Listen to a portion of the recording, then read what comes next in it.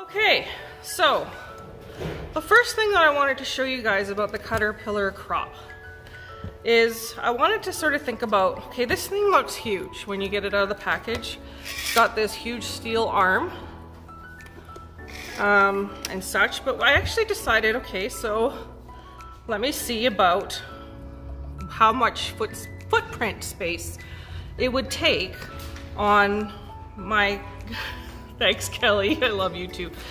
So I wanted to think about how much footprint space is this going to take on my craft table, because you all know that we have a lot of stuff to deal with and it adds up pretty fast and we end up with piles and avalanches, and I want to make sure, I wanted to think about whether the cutter would take up too much space. So I got this out and look at this.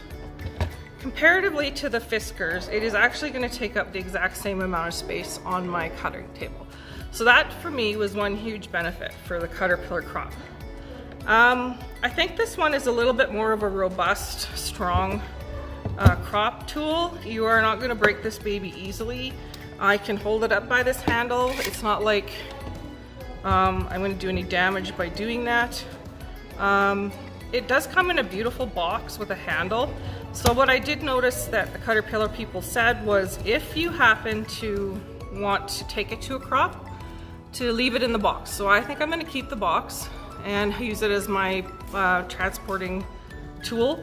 There is also a bag that is available. It would probably be a special order item if that's something that you're interested in. But of course, we're always happy to take care of that sort of thing for you here. Let's see, what other differences can I show you? So the one thing that I did notice about the Cutterpillar is it looks really sturdy, but comparatively, it is not overly heavy. Like,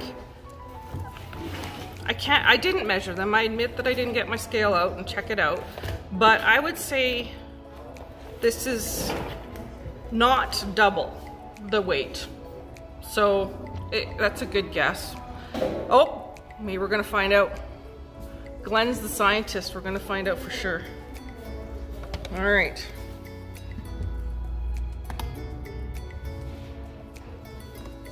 Ta-da! Okay, just make sure. Just a little over 2 pounds. 2 pounds, 3 ounces. Let's see what this, hey. Sorry, just a curiosity's sake, might as well compare. So that's 1 pound. So it's just a little over double the weight. Thanks, Glenn. You're welcome. Assistant. Everybody needs an assistant. That's right.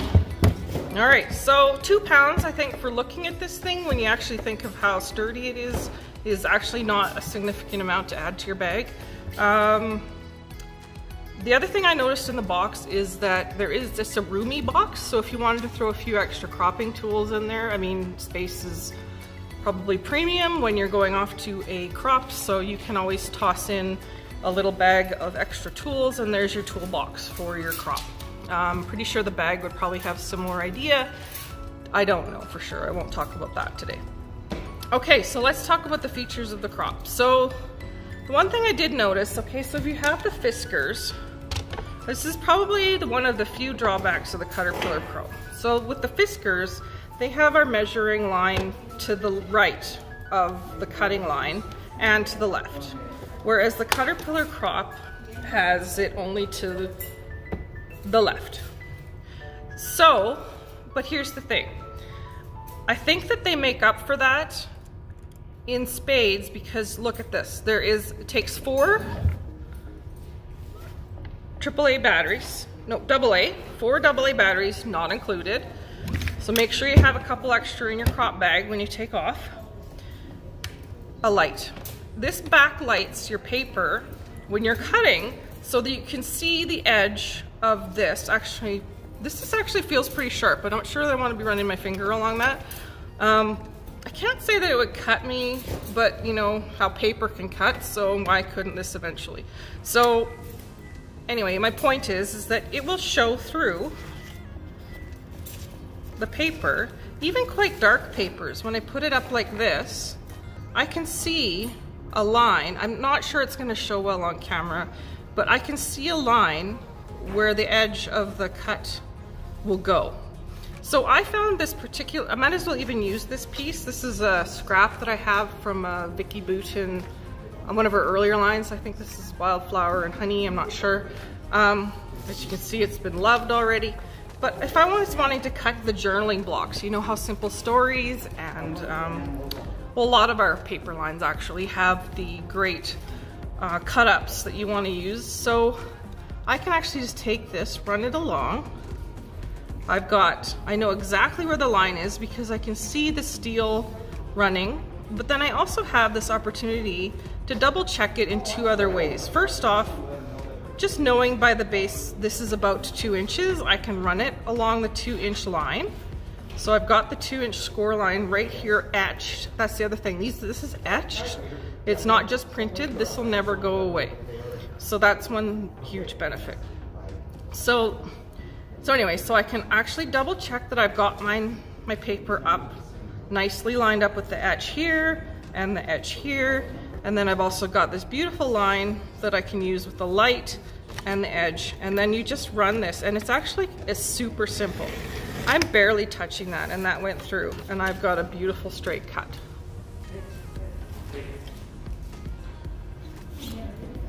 Okay, so again, like I said, when you're running this along, it's just a super simple, it is so easy. It's just so easy. Who said that, Glenn?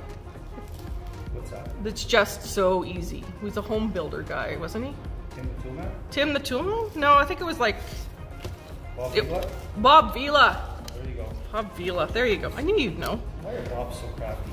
I don't know. You got Bob Ross, you got Bob Vila. Bob Ross and Bob Vila. Holy crap. I should have been called Bob. You're Bob. I'm gonna call you Bob from now on. Where's Glenn? Who are you talking about, Bob? So the pressure is powered. No, it actually isn't. It's something to do with how they have, not powered by the battery by any sense. If my battery runs out, the only thing that's gonna run out is the light. There's just something about the mechanism here that it makes it super easy to run along the whatever, the bar. Let's just go with the bar. Okay, so there's a little space up at the top here where this can sit for you to load your paper.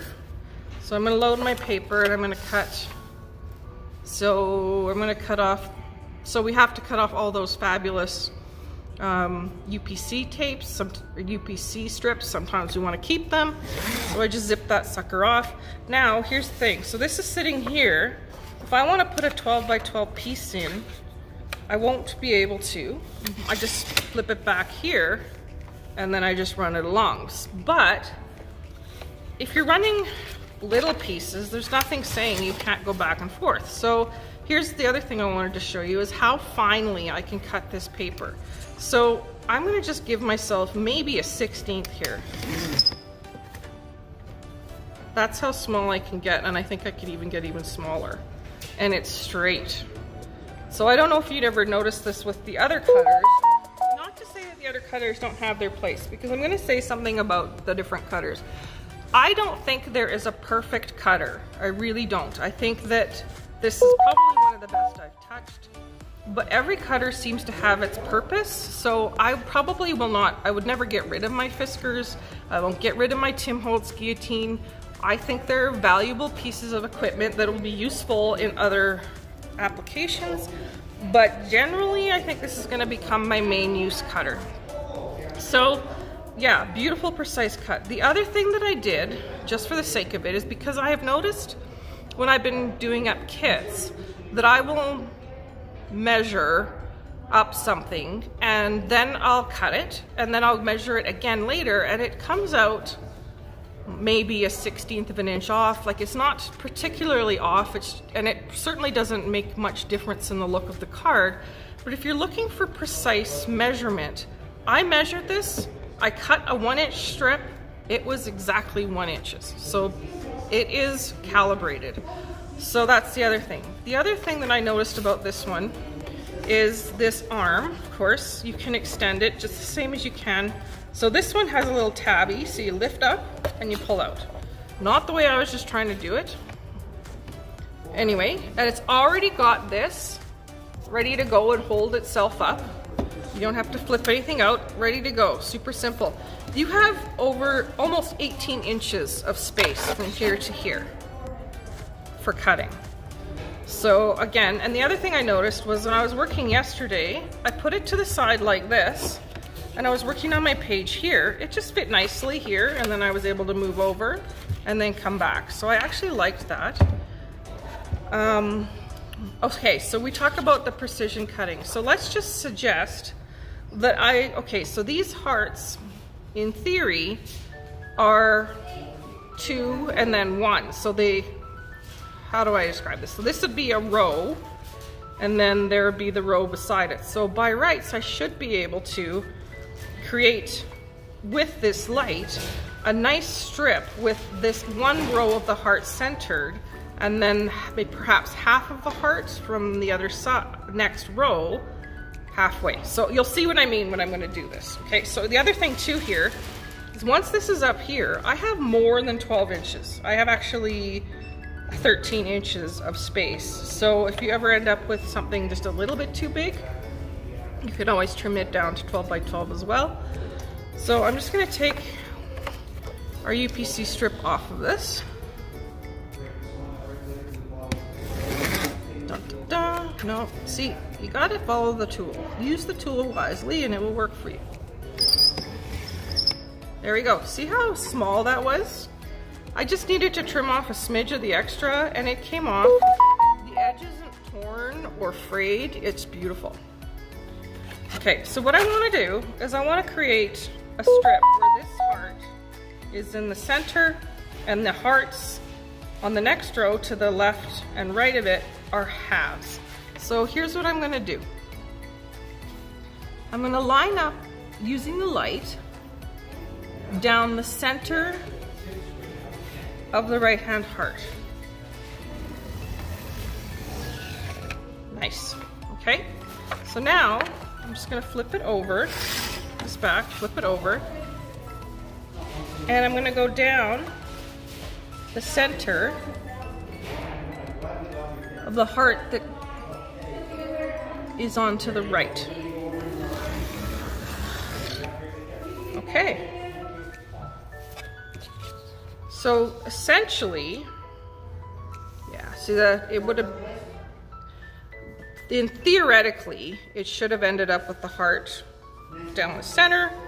The paper, of course, is not perfect. If there was a perfect motif that did that, it would have worked out great. Guess I should have tested that. All right, so here's the other thing. How dark of paper can it see through? This is about as dark as it gets, other than black. Now I noticed I did do a black. I can see a bit of a shadow through there. It's pretty dark still. So yeah, no, I still think with the black, I would probably just trust my measurements and go with that.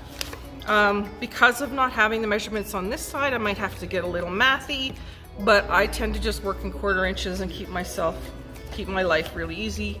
I don't know, we're not quilting here. I don't think we need to worry about too much about super precise small measurements. But this one did show through. This is a pattern paper with a dark background. It showed through beautifully. So here, I'm just going to take a strip.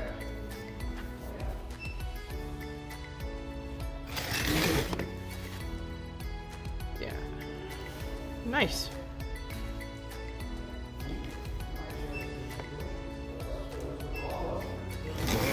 There, perfectly cut, just on top. I knew I left just enough space. Looks beautiful. Nifty. Okay, what else can it cut? mathy. I'm not mathy. I decided to try their paper. So we're coming to the end of this demo, but I do want to show you glitter paper.